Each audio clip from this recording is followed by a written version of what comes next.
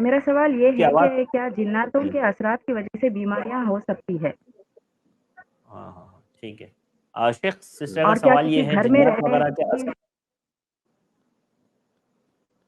جنات اور وغیرہ کیا کے کسی اثرات گھر سے میں رہنے بیماریاں کی وجہ سے بھی بیماریاں ہو سکتی ہے؟ جنات وغیرہ کے اثرات کی وجہ سے بیماریاں ہو سکتی ہے یا پھر کسی کے گھر میں کسی گھر میں رہنے کی وجہ سے خاص بیماریاں ہو سکتی ہے کیا؟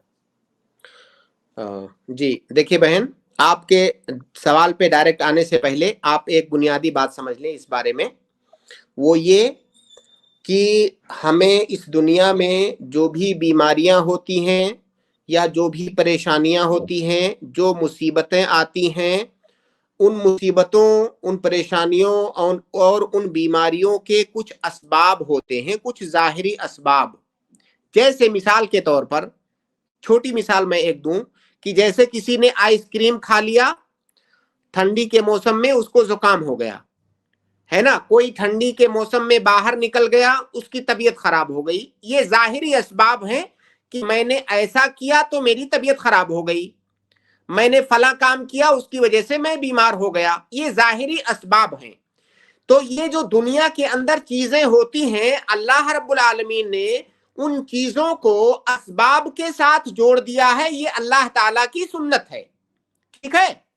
لیکن یہ جو اسباب ہیں، یہ اسباب بذات خود ان کے اندر تاثیر نہیں ہے، ان اسباب کے اندر بذات خود وہ قوت اور طاقت اور وہ تاثیر نہیں ہے کہ جو انسان پر مؤثر ہو سکے، بلکہ ان اسباب کے اندر تاثیر پیدا کرنے والی ذات اللہ رب العالمین کی ہے۔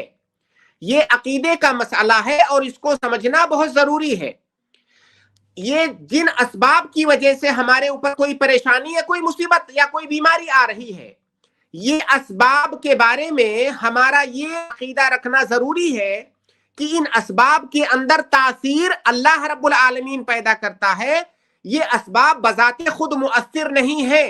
اگر کوئی آدمی یہ عقیدہ رکھتا ہے کہ یہ اسباب بذات خود مؤثر ہیں تو ایسا عقیدہ رکھنا یہ شرک ہے، بلکہ یہ عقیدہ رکھنا ضروری ہے کہ ان اسباب کے اندر تاثیر اللہ رب العالمین پیدا کرتا ہے جو کہ مسبب ہے، یہ اسباب فقط سبب ہے، ان کے اندر فی نفسہ ہی تاثیر نہیں ہے۔ تو یہ بنیادی بات پہلے آپ جانیں۔ اس کے بعد آپ کا سوال جو ہے کہ کیا جنات کسی بیماری کا سبب بن سکتے ہیں؟ ہاں بالکل بن سکتے ہیں، لیکن وہ جو پہلی بات میں نے بتائی اس کو آپ ذہن میں رکھیں۔ جیسے کسی انسان کے اوپر کسی نے جادو کر دیا، ظاہر ہے آپ نے سنا ہوگا، آپ جانتی ہوں گی کہ جادو ٹونا یہ شیطانوں اور جناتوں کی مدد لے کر کے کیا جاتا ہے۔ کسی نے کسی پر جادو کیا، اس میں ظاہر ہے اس نے شیطانوں کی مدد لیا۔ اب شیطان یہاں پر سبب بنے اس جادو کا، ظاہر ہے کسی پر جادو ہو جانا یہ بہت بڑی بیماری ہے، جادو کی وجہ سے بڑی بڑی بیماریاں ہوتی ہیں، بڑی یہاں تک کہ کینسر تک کی بیماریاں علماء نے ذکر کیا ہے کہ ہو سکتی ہیں، جادو سے بڑی بڑی بیماریاں ہوتی ہیں۔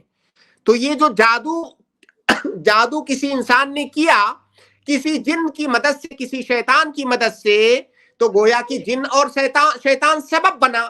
لیکن جو پہلا نقطہ میں نے ذکر کیا ہے اس کو آپ یاد کریں کہ کوئی بھی سبب بذات خود مؤثر نہیں ہوتا ہے، اس کے اندر تاثیر اللہ رب العالمین ڈالتا ہے، اللہ کے حکم کے بغیر وہ جو ہے مؤثر نہیں ہو سکتا ہے۔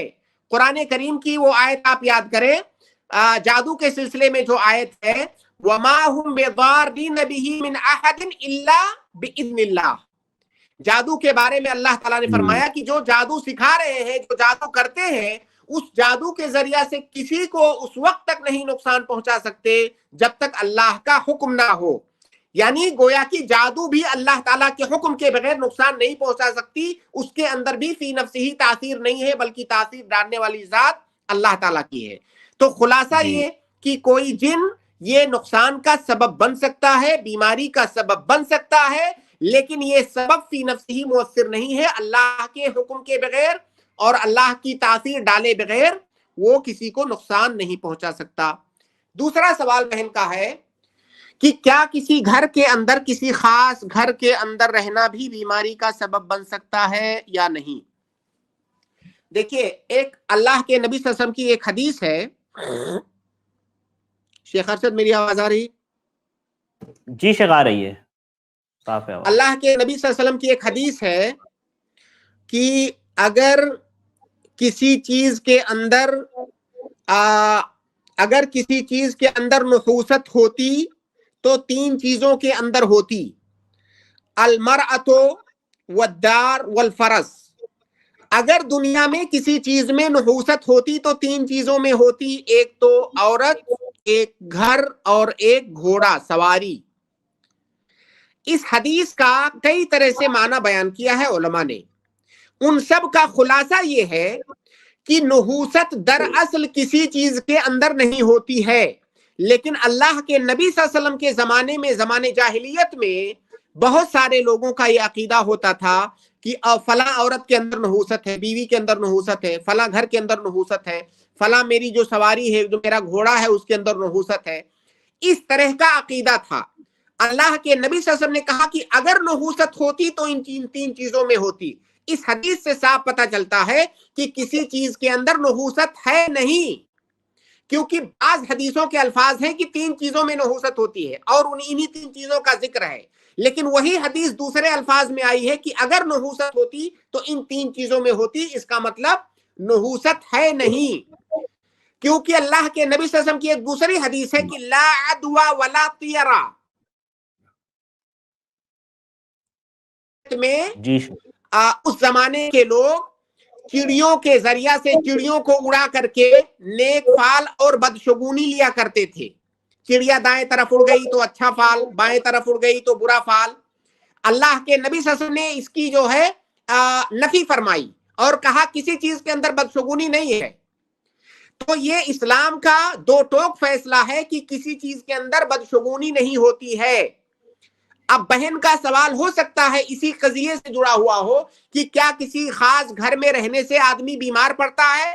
نہیں، بالکل نہیں. کسی بھی گھر کے اندر بدشگونی نہیں ہوتی ہے، کسی بھی گھر کے اندر نحوست نہیں ہوتی ہے.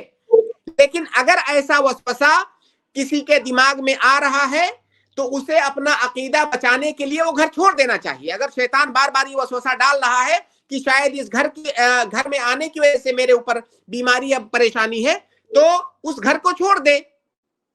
کچھ علماء نے کہا کہ گھر کی نحوست کا مطلب ہوتا ہے گھر کا تنگ ہونا. گھر تنگ ہے، ہوا نہیں آ رہی ہے اور کئی ساری پریشانیاں ہو سکتی ہیں، تو یہ مراد ہے نحوست سے.